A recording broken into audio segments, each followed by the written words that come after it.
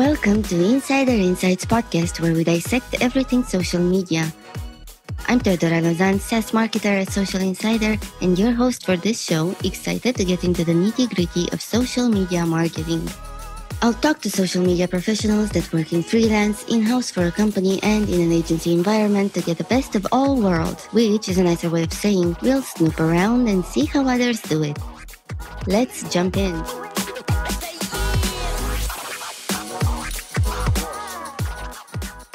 In this episode, we'll uncover everything about influencer marketing, how and when it works, as well as how to create a perfect match between brands and influencers. Here to help us is Katie Stoller, an Account Supervisor at Ketchum's influencer team, guiding influencer strategy and execution across Ketchum's clients like Ikea or Alcon. With nearly a decade of experience at PR agencies and companies, Ogilvy and Cision to name a few, Katie counsels clients on how to effectively reach goals by working with the right influencers and how to tell compelling stories. Katie will help us understand how brands should make the most out of influencer marketing, but also what influencers should consider before accepting brand deals. So let's talk a little bit about yourself and your career. How did you start in public relations? Yeah, so I graduated from college in 2008, and it was kind of like this weird time here. It was kind of like the middle of the recession, right when I finished school, and social media had just started when I first started college, but it wasn't being monetized yet. There was no online social media advertising happening. So I really got to kind of start my PR career in the traditional PR sense. I was working for small companies and small agencies, pitching media, creating clip books, really kind of the traditional PR route. And I actually moved to California for a year. It was always my dream to live in Los Angeles. And I worked for a small boutique fashion PR agency, and we did a lot of celebrity gifting, which to me is kind of was the precursor for what influencer marketing is today. My entire job was packaging up our clients' fashion, clothes, jewelry, shoes, and sending them to celebrities in the hopes that we'd see them on the pages of the gossip magazines, which is literally what influencer marketing is today in terms of getting your product on people that have these big followings. So I didn't realize at the time, but that was kind of setting the stage for the rest of my career, which I think is kind of cool to look back on. But so after my little stint in LA, I came back to Chicago, where I'm from, and I went to grad school at DePaul, which has a really great public relations and advertising graduate program. And from there, I kind of started my journey into working at agencies. So I was at Ogilvy for 5.5 years in their PR department, and then I transferred over in 2017 to Ketchum, and then recently in the last 2 years have switched over to become a specialist on them. Okay. I noticed that you've worked in PR in different industries as well, like in hospitality. You worked a little bit at Cision. How was the move from PR in hospitality to project management at Cision and then PR again at Ogilvy? Well, the agency world is so crazy. It's its own whole universe. So coming from Cision, which is more of a corporate, software company, it was very different. And I literally when I graduated, I was I never want to work at an agency. I just had this bad taste in my mouth of just hearing people's agency stories. You work all night and you work on weekends. And, but I'm so glad that I actually got into the agency world, because that's really where I feel the best work happens. I mean, you have so many smart people around you, so many different departments. And even though it is a lot of work, I mean, any job in the PR space is going to be kind of intense. The agency world is really where the best clients are, the most iconic brands. And it's kind of where everything is happening. And Ogilvy was such a great place to start because it's such a amazing ad agency with such rich history. It was so fun. I mean, for 5.5 years, it was just such a great learning experience and so fun. And I started on the corporate team just because that's kind of where they put me. which is like totally not my speed. I'm so much more of like a brand consumer person. But it was great to have like kind of 2 years of like traditional PR experience in more of a B2B role to learn sort of, the nuts and bolts of PR. And then I sort of evolved it into like where my passion was, which is more on the brand side. And was it Ogilvy, Chicago you were based in? Yeah. What about this niche of influencer marketing? How did you decide to get into this niche? Yeah, it was actually crazy. I mean, I was still pretty junior. I think I was like an account executive or senior account executive. And I just saw influencer marketing like starting, like I was living it. I mean, I was a fan of all these bloggers since 2008. I'm still like, some of my favorite people to follow are like the Emily Schumans of the world and these people that have had blogs since like 2007. I mean, these are like the beginning stages of everything.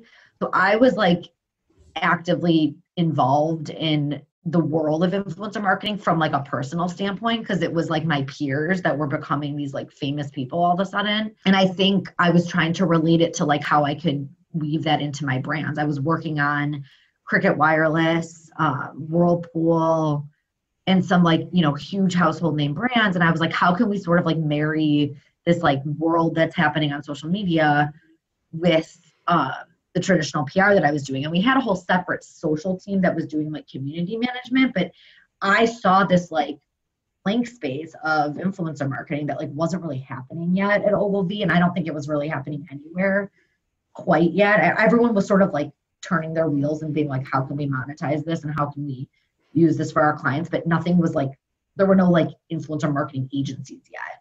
So I started kind of just like slowly dropping in ideas during brainstorms, or when we'd be on a client call, I'd be like, hey, this influencer just posted about one of our products, like we should send her more or something. And from my celebrity gifting days, I had this like understanding of like, if we're agile and see when they post or see when influencers post certain things, if we can jump on that, we'll get more visibility like later on. If they love a product, let's send them 10 of them that they can share with their friends or whatever. So we kind of started doing that at Ogilvy.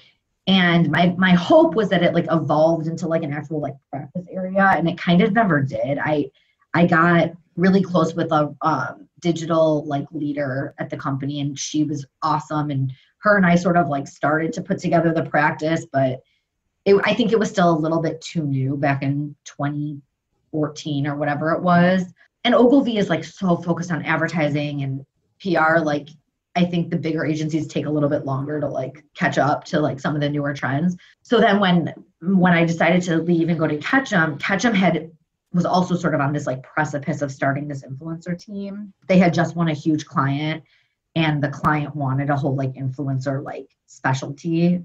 So I kind of joined that team, and we were doing a lot more like specific influencer work. This is like as it was becoming much more mainstream. So at Ogilvy, it was more about bloggings and getting in touch with bloggers than the classical YouTuber, Instagrammer that we have now. And I remember it was a weird time because there was always this tension between journalists and bloggers, and real PR value versus bloggers who just write randomly on no-name sites. Right. So that was the era that you were talking about, the one that. Yeah. And how did you manage to push this? Yeah, like I mean, I think Instagram, like I don't remember the exact years, but Instagram was starting to like get more involved with like the paid sponsorship world. But yeah, I mean, in the beginning, it was just kind of like seeing if they'd write about it on their blog, or even like post on Facebook. I mean, it was like such a different planet back then. But that's a good point too about the like journalists versus influencers. We still deal with that on the PR side. It's like some journalists have a huge following on social media. And, there's this like, is it a conflict of interest for them to do sponsored work because they're like trained journalists that are supposed to be, not favoring one product over another. So yeah, it got kind of cloudy there for a while. Now it's like, I feel like you're kind of either a journalist or you've already taken the jump to become an influencer, because you probably make a lot more money on being an influencer, to be honest.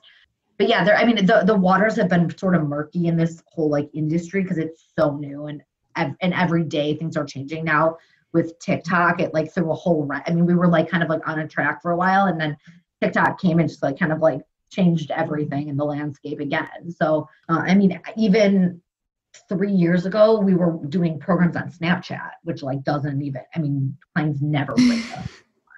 So it's just crazy how the landscape just changes so quickly. Yep. And what exactly does it mean to be an influencer marketing strategist? What are some day-to-day tasks? So my team at Ketchum, it's a small team, and we do all the influencer marketing work for all of our brands across the entire agency. So we're thought of as like a specialty practice, the same way like there's an analytics team that's a specialty, or the media relations team is a specialty, which I love because we don't stay on one account for very long. We kind of like hop around project by project based. So basically what we do is we do everything from strategize from the planning phase. We're brought in for new business pitches. We're brought in for like fiscal year planning at the beginning of the year, or we're just kind of brought in randomly if they're like, we would just, are in the middle of a program and we want to add an influencer. It can be everything from like super, super structured and organized to like, hey, Katie, can you find me someone for tomorrow to post? Like it's anything in between that spectrum. And we do everything from vetting the influencers, doing research on the influencers, finding the perfect match, and then helping with execution and helping kind of like from a creative lens, making sure that the brief is followed correctly, making sure everything's brand safe and that all the brand messaging is included, making sure the photography is done correctly. And then on the back end, making sure that we are showing the ROI for whatever program.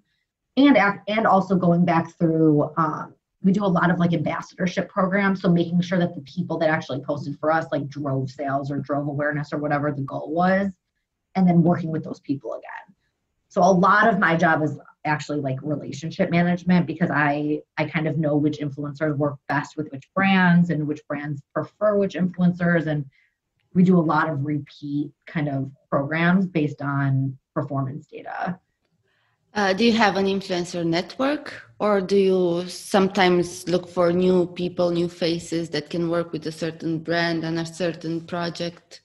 Anyone is fair game in influencer marketing. And I'm finding new people every single day. And there was a period of time where people were like signed to networks, and it was a little bit harder because you kind of had to work with like certain agencies. That is pretty much gone. Influencers can work with any brands, and the agents and managers are like not exclusive, kind of the way that they used to be, at least from like my experience. That's what I've seen. But yeah, so Ketchum, we have a couple like vendor tools that we use, software tools that we use, but they're more for research and like vetting purposes.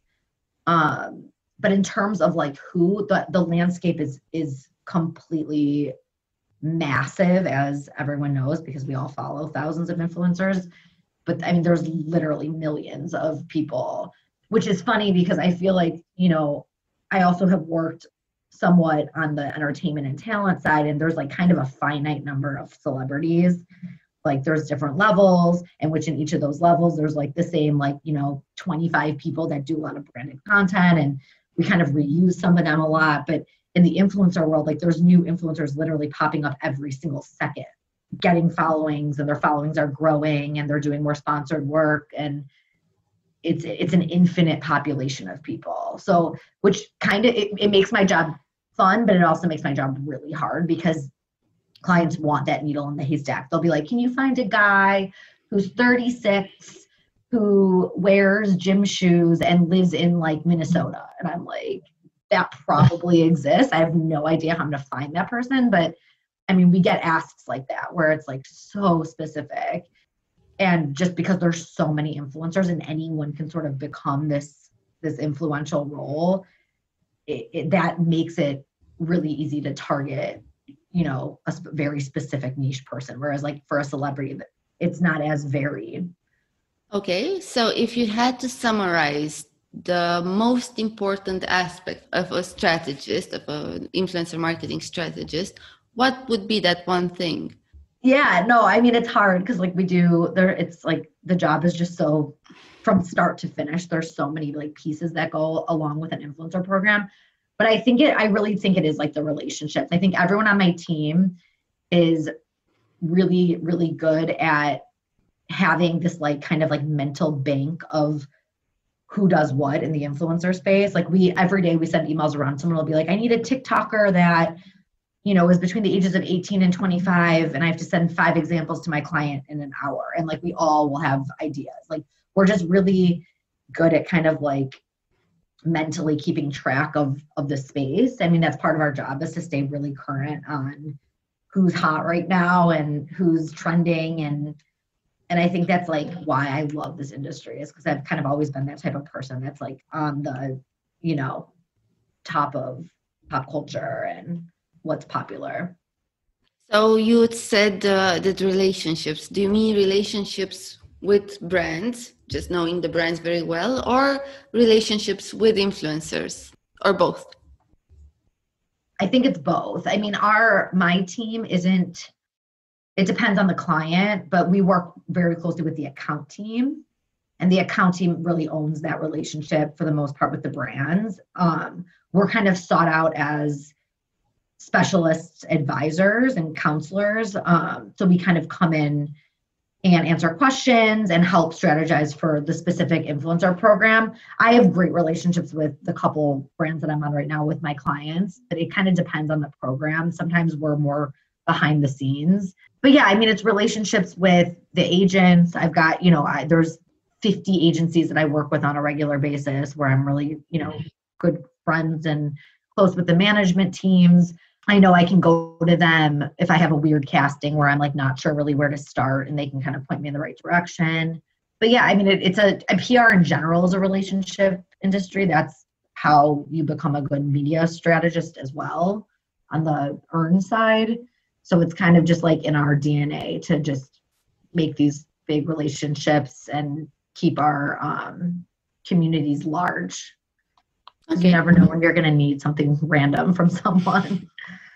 Like a 35-year-old male who lives, I don't know, in some random place. Yeah. Okay.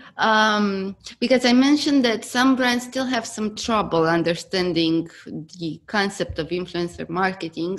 And it sort of seems to me that some other brands only scratch the surface of this industry. I wanted to go back to the basics a little bit and explain some basic things. What would you say is influencer marketing and what is it not? So I think people like overcomplicate it. I think that because it's new and because it's kind of like, if you're a traditional advertiser, you're like, what the heck is this? Like, I'm not buying media space on a TV program. I'm not buying an out of home billboard. Like, it's new. Advertising has been the same for so many years, where you work with a media company and you work with a creative agency and you buy a spot and it runs. And this operates differently, but it really is kind of the same thing. The influencer is just the medium to get the message out. But the reason I love influencer marketing, and I think the reason why it's $1 billion+ industry and it's just growing every day, is because it's so much more authentic than putting a picture up on a billboard. It's someone that actually can engage back with you, can answer questions on the product, can offer their specific spin on a product. It's so much more in depth than like a traditional advertising placement. So basically, I mean, like the 101 of it is basically just a brand has something they either want to sell, they want to promote, they have an event they want to draw awareness to, whatever it may be. They find people that are brand right for them, that, encompass their values. They might be a existing customer. They might organically post about the brand already on social media, whatever it may be. They find these people that are willing to take the message and make it their own on their channel. And obviously this person gets paid to do so. And then they post it, and then the audience of this person gets interested in whatever this person is selling. And that person can respond back to them. I mean, I think that's the difference, is that the comment section is huge. Like a lot of our recap decks, we include verbatims of people saying like, I'm going to go and buy this now. This is awesome. Thank you for sharing. Or I've been looking for something for my baby that you know, is this sleeping hack or whatever? Like that's, I think, like the beauty of influencer marketing. It's not just an advertisement on TV where you're sitting there passively kind of like watching something that may or may not relate to you. You're following these people that are promoting products that relate to you because you're following them for a reason. We all have like sort of our social media bubbles that I call it. And within that bubble, it's different niches that we're interested in. Like I follow, I'm pregnant and have a little baby. So like, obviously I'm in like mom mode right now. A lot of my feed is like millennial moms like me. And I learned so much from them. We're sharing ideas back and forth. And if they advertise a product to me, I don't feel like, oh, what is this? Like, why am I being advertised? I'm like, oh, cool. What a new product that I might be able to use. So would you say this dynamic and the fact that it's very interactive is what makes influencer marketing effective? Yeah, I do. I mean, I think people, especially the younger generations, like millennials and younger, I mean, we sort of grew up in this digital world, and I don't have like statistics on it, but I don't think like traditional advertising routes resonate as well. I don't think there was an option before that because social media didn't exist. But I think we're on our phones all day, we're on our computers all day. It just makes sense that that's kind of where we're getting like advertised to. And it has to be done right. Obviously, there's plenty of examples of influencer marketing done horribly, but I think in general, it's much more effective than some of the traditional advertising routes, and it's cheaper. There's no set rates the way that like a media agency works, where everything's based on like CPM, and there's all these algorithms that calculate how much things cost. Influencer marketing is based on whatever the person thinks that they deserve for that product. There's a lot of negotiation back and forth, and there's some like industry standard ways of pricing, but for the most part, it's kind of just a conversation that I have with an agent or I have with an influencer, and I'm like, how much are you willing to do this for? Like, here's my budget, like, let's work this out together. But the spectrum of pricing is kind of crazy. So is it affordable for small businesses? Because I saw that this is a constant question that people have.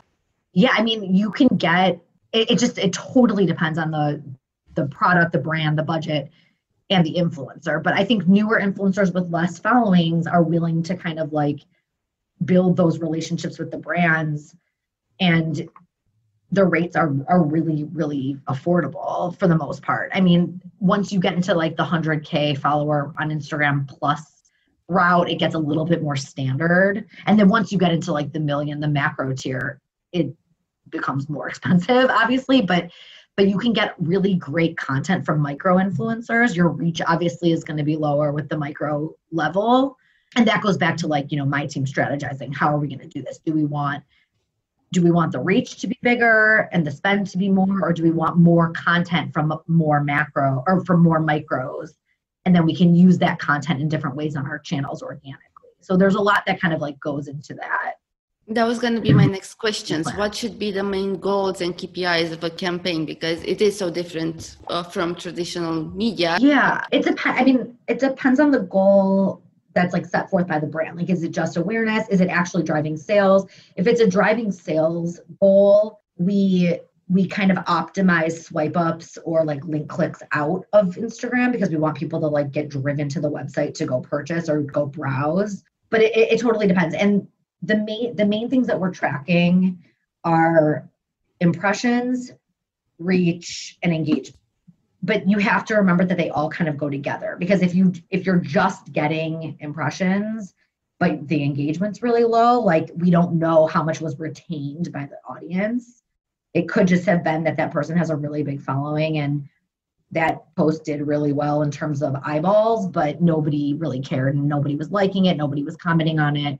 And even engagement, people consider engagement sometimes like a little bit of a vanity metric, because a lot of influencers, like every other influencer on their feeds, post all day long because they kind of have this like relationship where they all like each other's stuff. So how authentic is that actual engagement?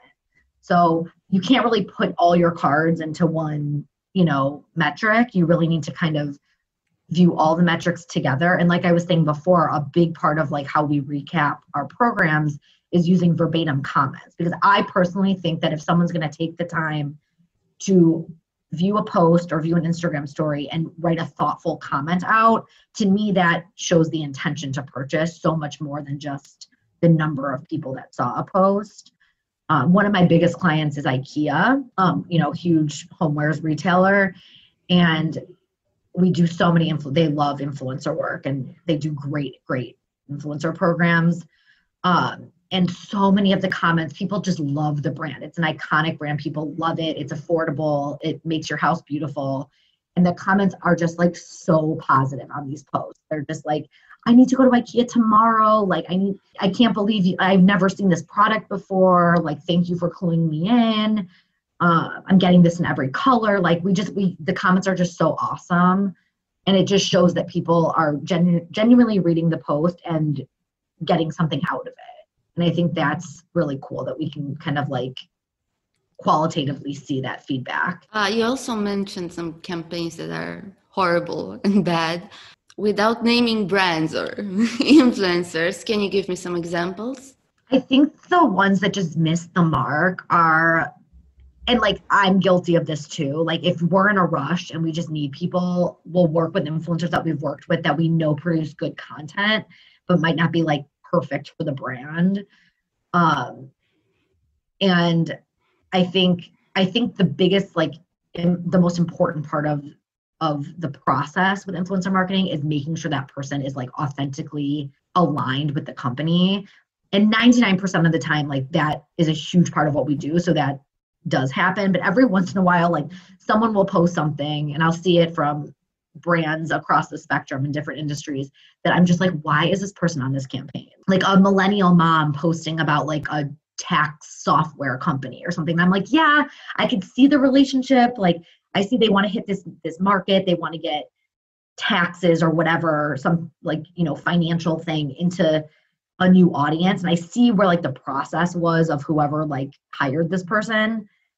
But I'm like, this isn't what the audience wants to hear. And I, even on my own feed, like I follow a girl who I love her. She has amazing home decor, interior content. She has 2 little girls. So she's like kind of in my like life space. She has great product advice. Like, she's just a great influencer, someone in my like bubble that I follow. And she did a thing for an insurance company. And I was just like, it was so boring. The caption was so long. It like completely didn't relate to like anything that I'm like on Instagram looking for. If I have an insurance question, my husband and I are like researching on like an actual website. We're not going on Instagram. So I just think stuff like that, where it kind of like deviates from their normal content, and you can tell it was just like, a sponsorship situation that paid well or whatever the reason was that she decided to do it. And I personally, in my personal life, give influencers a pass because I get it. I get that's their job. But I think the general public does not give them a pass as much, and they'll get an unfollow pretty easy when they see a post, a sponsored post that doesn't resonate or that doesn't feel authentic. And especially with I can go on a whole tangent about this quarantine, but I mean, the influencer world right now is under a lot of scrutiny because of how COVID was handled and people doing weird sponsorships that like make no sense. And I think that influencers need to, and also the political stuff going on is like insane right now. But I think influencers have to be a little bit more careful these days, because that unfollow button, people are like wising up and they're realizing that their follow is a direct relationship to how much money that person makes.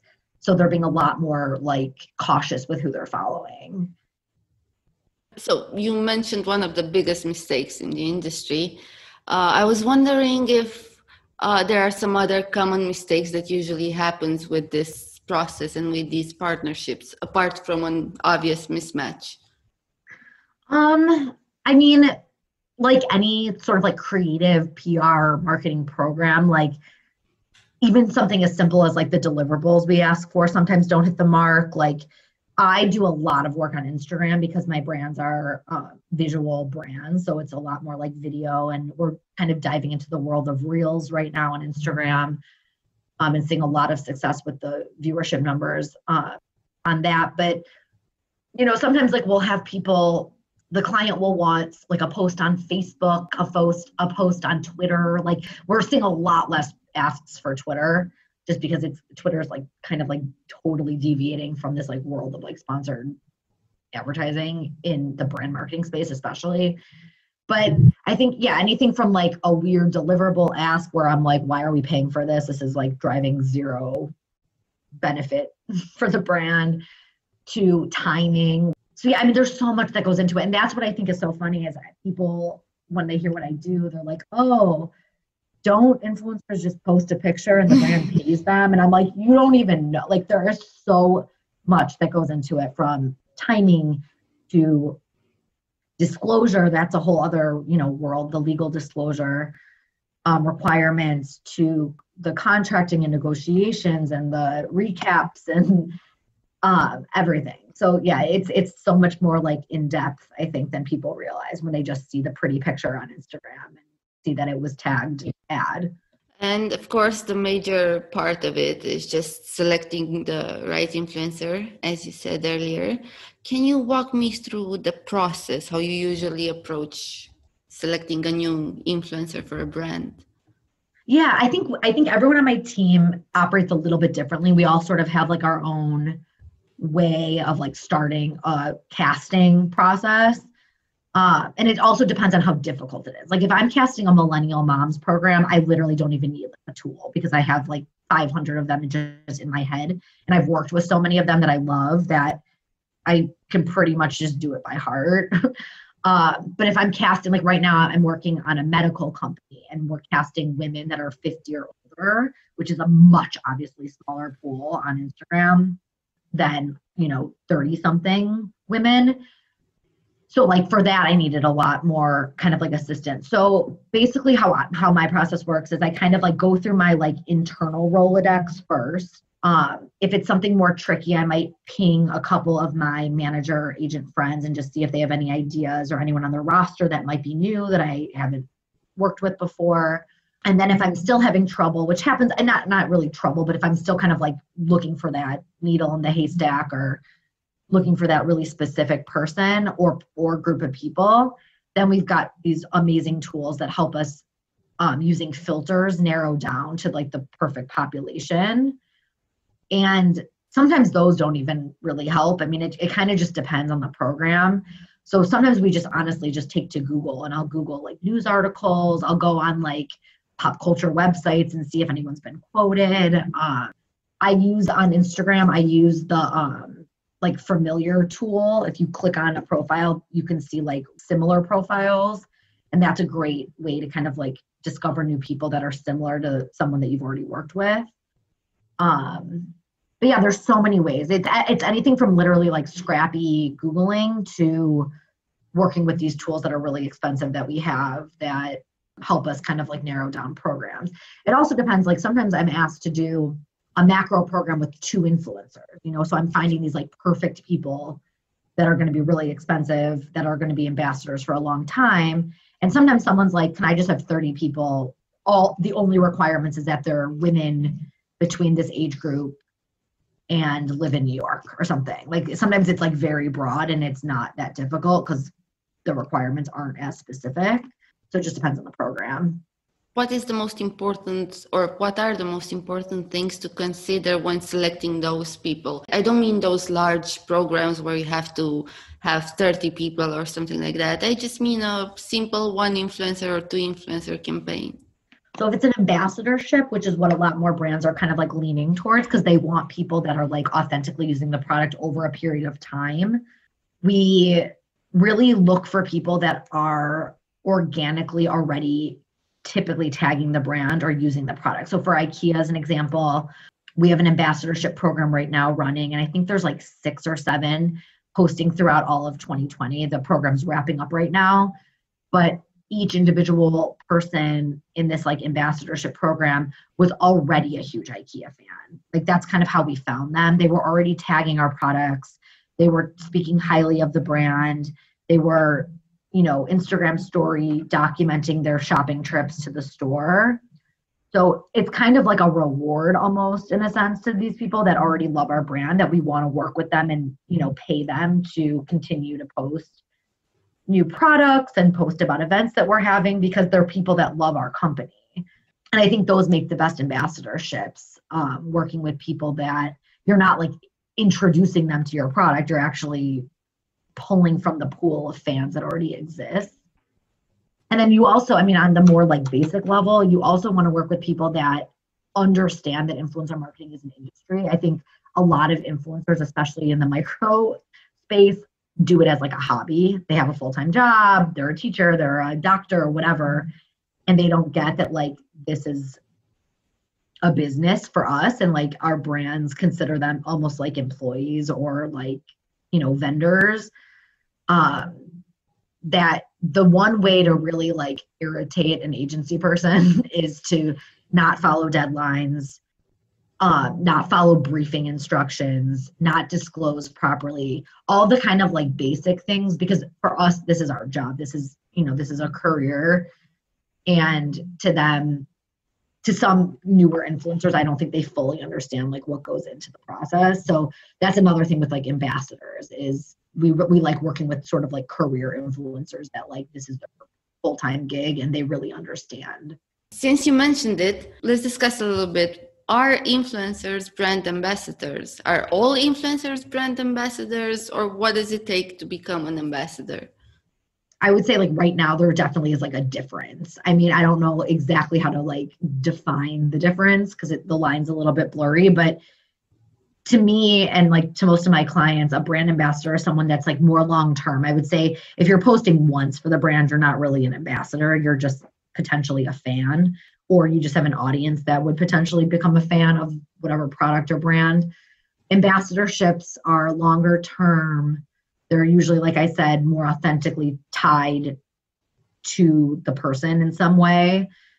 And we usually expect content on like a cycle. Like it's usually that they're posting like once a month, or they're posting every quarter, or they're posting every time a new product launches. Like there's usually like kind of like a process in place for when they're posting and how they're posting. And some of them, once you get up to like more of like the celebrity level, become like it's kind of like a spectrum between like just plain old one-off influencer to like full-on spokesperson. We just did a huge campaign with Yoplait, the yogurt company, and Jennifer Lopez did a whole thing with her kids. It was like a fun like backyard game thing during quarantine. And now, so she did sponsored content for us. She did advertisements on Instagram for us. She did, I think, like a little video. Like there was a lot. So she was more in like the spokesperson realm for this particular campaign. So it's kind of like a spectrum of anything from a one-off post to all the way to like a celebrity that's like kind of like representing your brand. So for brands that have not yet worked with influencers, what should they know before working or setting up a program that's all about influencer marketing? And how should they determine if this is a route they should or shouldn't take? Yeah, I mean, I think like not to like paint with a broad brush, but I really think that influencer marketing has a benefit for any brand. Like I don't see a downside if you're doing it correctly and you're working with authentic people that love the brand. There really is no negative.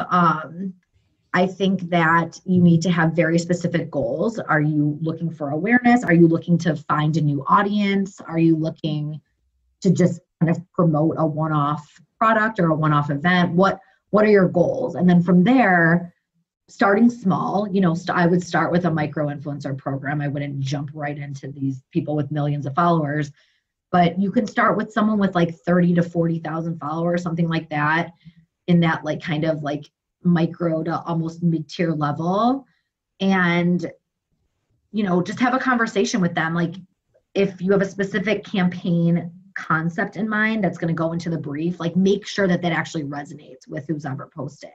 I think that's kind of where like the agency gets tripped up sometimes, is we're so used to creating these like messaging briefs and these formal documents. And I like, you know, to pride myself in my job as to like really like making them come to life for the influencer.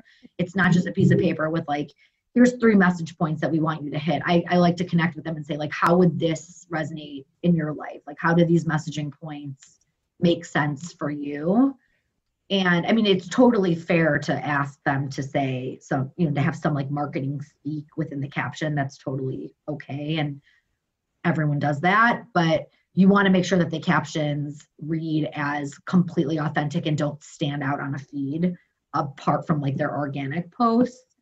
But yeah, I mean, I'm a huge proponent of it. I think that if you have a product that makes sense to be shown on Instagram or on Facebook or on TikTok or wherever, and you want to hit up that audience and you never have before, like influencer marketing is such a great way to do it. And are there any industries or verticals in which influencer marketing works best, or industries in which it simply is way harder to realize? Yeah, I mean, so I think what's so interesting and fascinating, and we're doing it a lot at Ketchum, is the B2B side of it, which I'm not an expert in. I worked on the B2B like traditional PR, which makes a lot more sense. You're working with like more complex messaging and working with reporters that have like very specific niches, if it's big data or if it's something medical. But I think that we're starting to dip more into kind of the influencer world on that B2B side, and on like the technology, in the technology world and in the medical world and pharmaceuticals, and it definitely can work. But I think it's newer. And I think the influencers are then more experts rather than kind of everyday people sharing a story. We work a lot with like doctors or scientists that might have a following on social media to help tell those messages, because a lot of times the B2B audience, needs sort of an expert that has credentials, whereas obviously in the brand marketing world, nobody has credentials. They're just good at making outfits or whatever the case may be. If it's a fashion brand, they've amassed a following based on their style, which isn't the same as like having a credential from like Harvard or something. But yeah, I think the B2B world is going to catch up at some point and start doing a lot more in the influencer marketing space. But in terms of what works really well, obviously like lifestyle brands, home decor, fashion, beauty. I'm trying to think like what else. Like we do a lot of CPG and food. It just makes sense because these are products that are like easy to go shop for, affordable, and people want ideas. Like people love going online and going on Instagram and scrolling and getting ideas for new snacks for their kids, or a picture frame for their wall, and it just lends itself really well to kind of like that lifestyle category. And how do you measure results? Because on social media, when brands post to their own accounts, it's easy to see analytics and everything. And I suppose when working with influencers, you just rely on the reports. Yeah, so some of our tools, they opt in to connecting like the API to their actual accounts.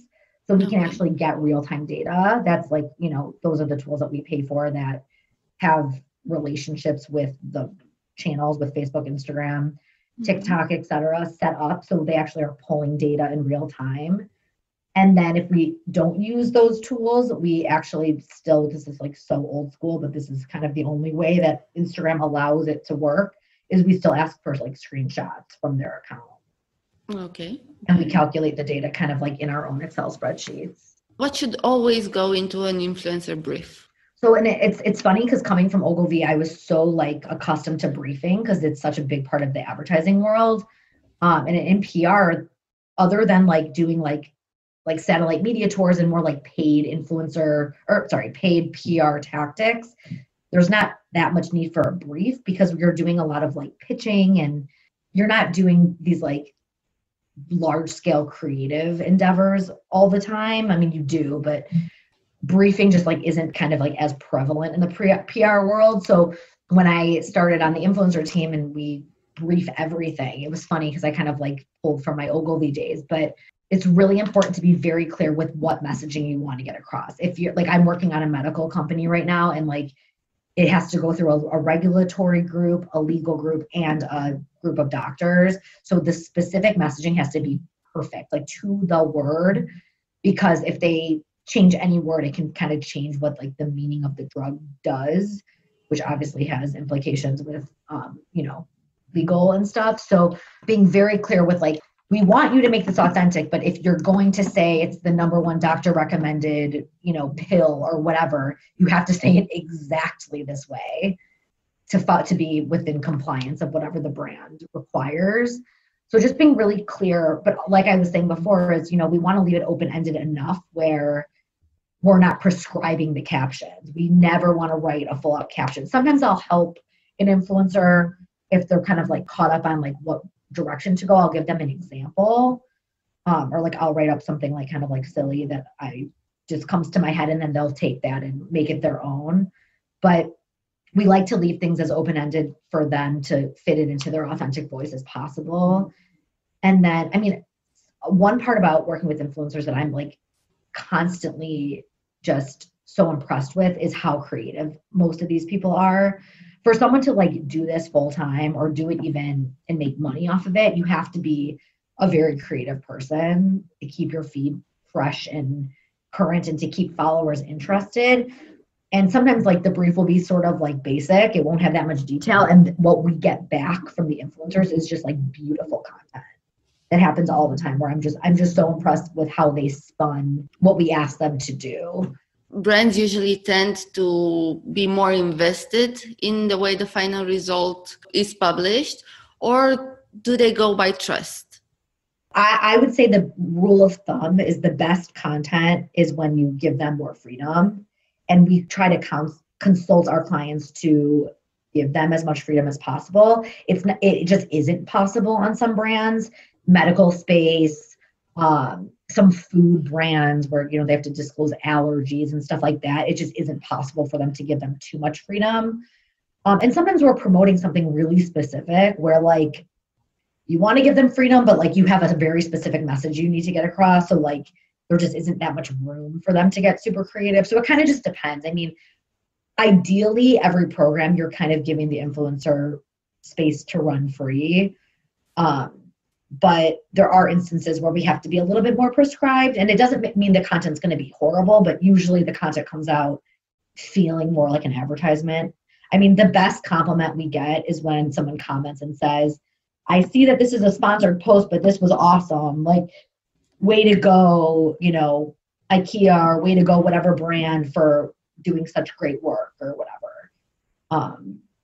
So yeah, I think the goal is to make it not feel like an advertisement, but sometimes it just sort of has to based on the parameters.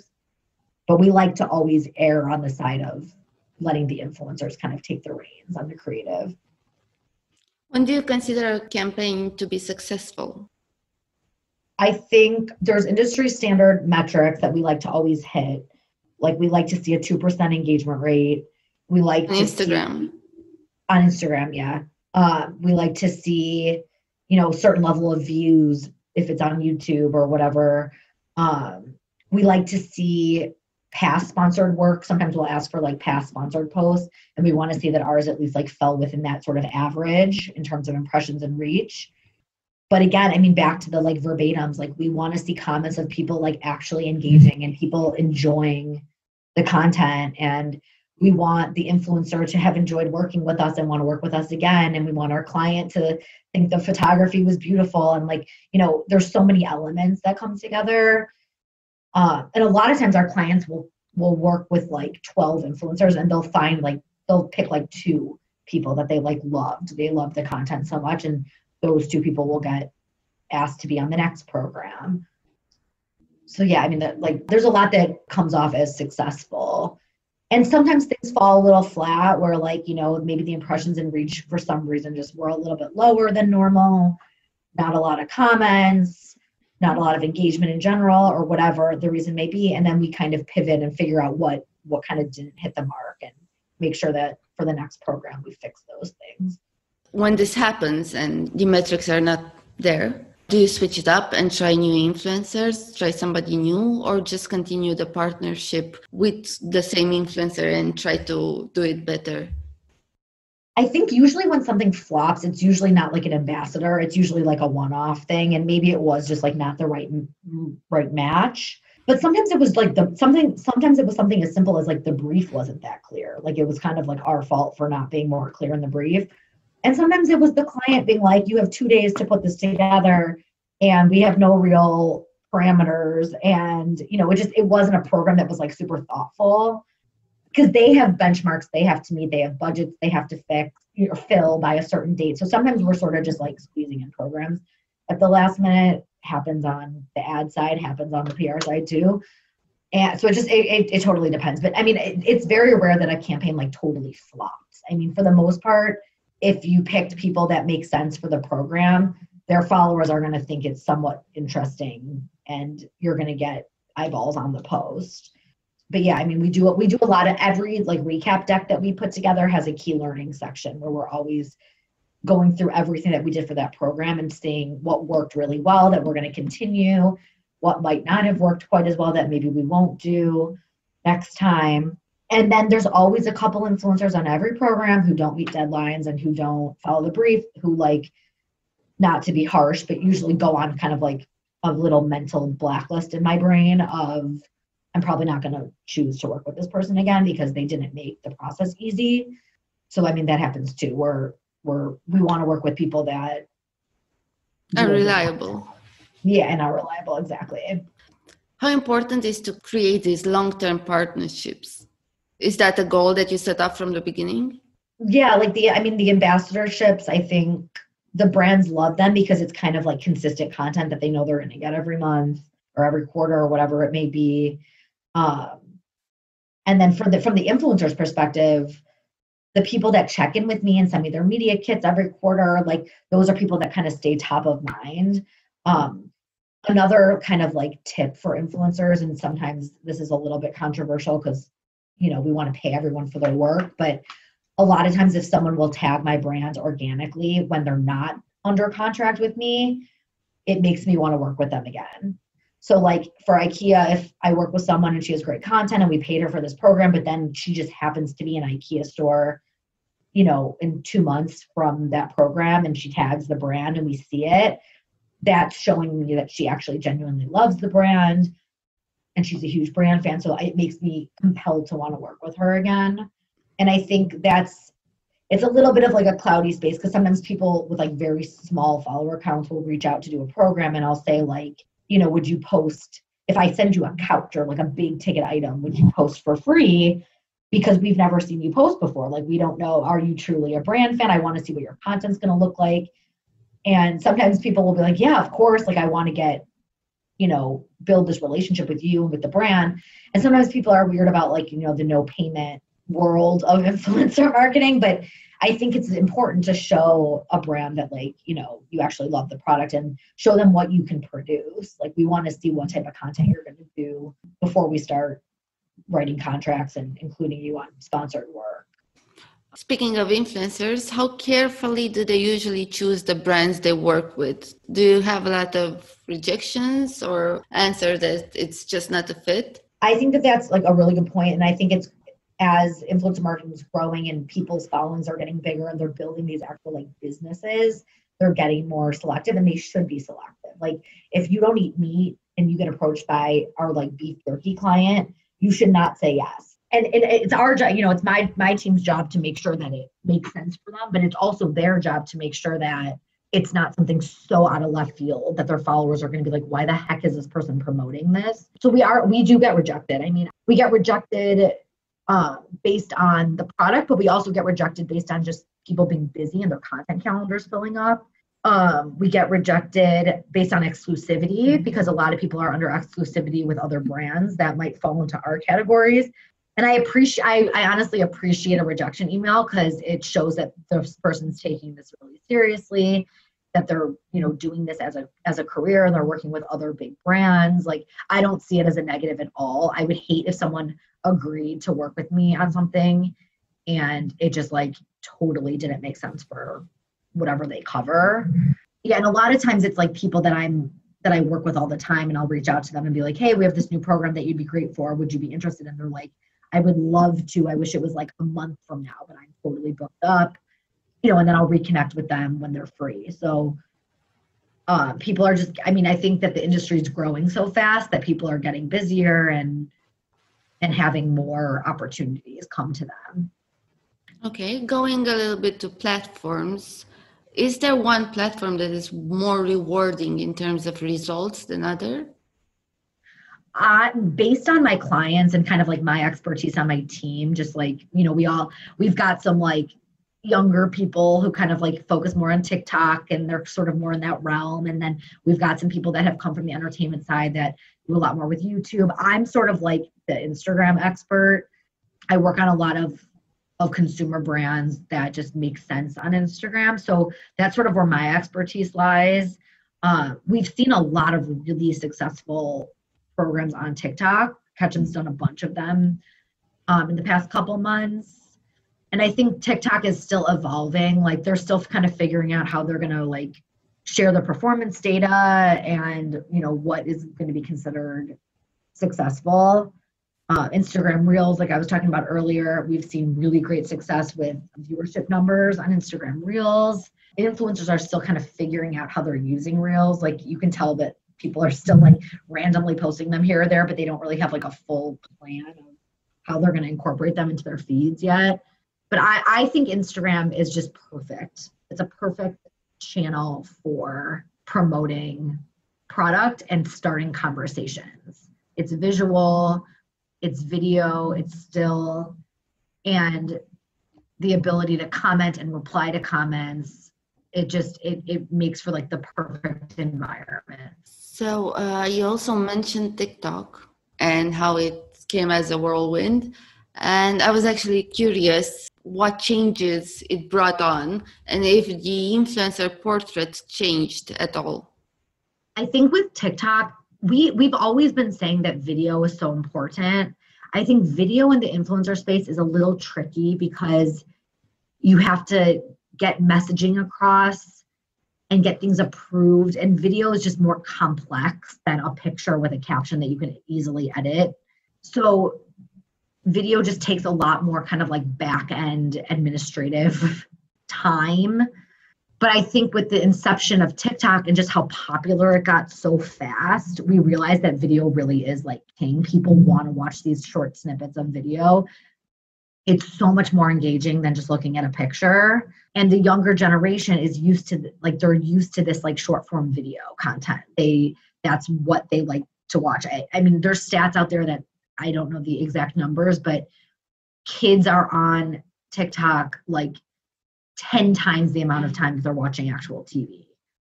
They prefer that kind of like short form, fun video style.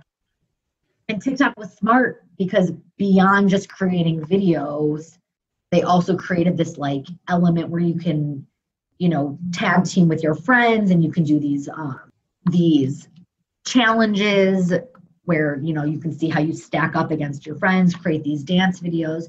There's so much like interactiveness with TikTok. So, and brands want to jump on that. And I think that because the platform is still kind of emerging and figuring out how it works in the landscape, there's just some really good opportunity on TikTok to kind of hit that younger demographic.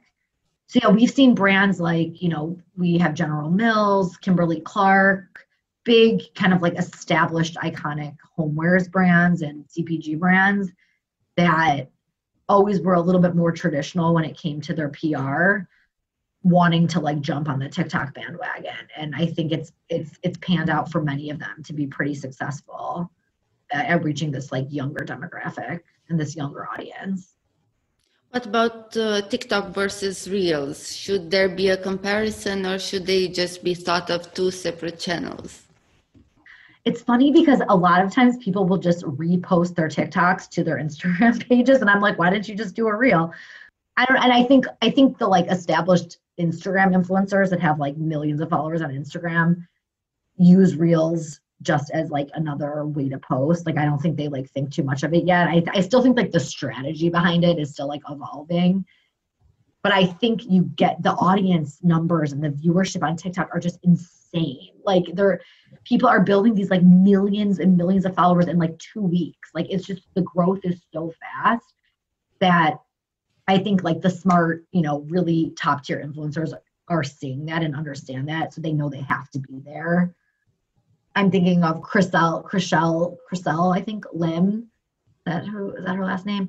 But she had a huge following on Instagram, fashion. She's kind of like millennial mom space. And within like weeks, she built this like massive following on TikTok. And she does hilarious videos and they're just so great. And I just think it's smart to like, diversify. That's the other thing is like, we think of these channels that have like Vine that kind of came and went. And there were people that built their entire careers on Vine, and then one day it was just gone. So we talk about that often. I mean, and then especially with everything, the legislation in America around TikTok potentially being banned, that's people's livelihoods. So if you're only on one channel and you have one audience, and then the government decides to like get rid of a platform, or the company decides to just like stop operating, all of that creative IP that you've worked so hard on could just be gone in a second. So I'm still a firm believer in having a blog or having a website, just to kind of like almost as like an archive of your creative content and, expand. Like I work with some influencers that are strictly Instagram. They refuse to go on. They have no Facebook page. They refuse to deal with anything with Twitter or anything with TikTok. And that's fine. But, my advice, I guess, would just be to keep in mind that like in any moment, these channels can go away. We don't own them. They're owned by a company. So we don't make those decisions. That's really interesting.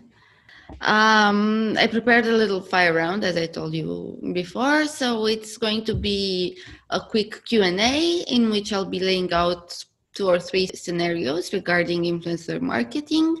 And you have to choose the one you believe in the most. And of course, give your answers as fast as possible if you can. So, best platform for influencer marketing: YouTube, Facebook, Instagram, Twitter, or TikTok? Instagram. Are influencers the same as brand ambassadors? Yes or no? No. What should brands consider? Influencer followers or influencer engagement? Ooh, that's tough. Let's go with engagement. True or false? A brand should only consider an influencer's activity on the targeted channel. No. You need to see the full scope of what that influencer is doing. True or false? A brand should consider influencers' overall activity on all channels. Very true. Again, true or false? Influencers tend to accept any brand deal. Should be false. What matters more when choosing influencers? The influencer's reputation or their power to convert? Ooh, that's a good question. I would say first and foremost, probably reputation. Best influencer content for brand deals, videos or photos? Totally depends on the program, but we love to see videos. I think videos are more engaging. True or false? Micro-influencers are less effective than influencers with bigger channels. Totally false. And TikTok videos bring more conversions to brand than YouTube videos. Depends, but TikTok is definitely having a moment right now. Okay, that pretty much summed up everything we discussed. One last question. What are your plans and what is in the works for both you and Ketchum? Yeah, so I'm about 3 weeks out from having my second baby. So I'm kind of in mommy mode right now. Congratulations. Thank you. Yeah, I have a little boy who's 2 and I am having a little girl in November. So I am like the definition of a working millennial mom right now. I love my job and I love being able to kind of like enjoy my pop culture passion and my social media addiction that we all have, and get paid to do that. I mean, I think I'm so lucky that I'm in this industry, but I also really value being a mom. So I'm sort of someone that wants to grow my career, but also like is very dedicated to my family. So I'm excited. I mean, I'm excited to take a little break from maternity leave and be able to kind of shut my brain off for a few months and then hop right back in early 2021. Hopefully the state of America will be in a little bit better situation than we are right now because it's kind of chaotic here at the moment. But I love my job. Ketchum's an amazing, amazing agency with amazing brands and great clients. And I just feel so lucky. I love my work family and love my home family. So I'm excited. That's it for today's episode. Hope you uncovered something new about influencer marketing, or perhaps made up your mind whether this is an avenue that you should seriously consider. You can find Katie and the Ketchum team on social media with the links below, as well as our own Socialinsider team. If you have any questions that we still haven't answered, don't hesitate to reach out and let us know. And don't forget to check out our blog for more social media info and data-based findings. Until next time, keep an eye on those insights.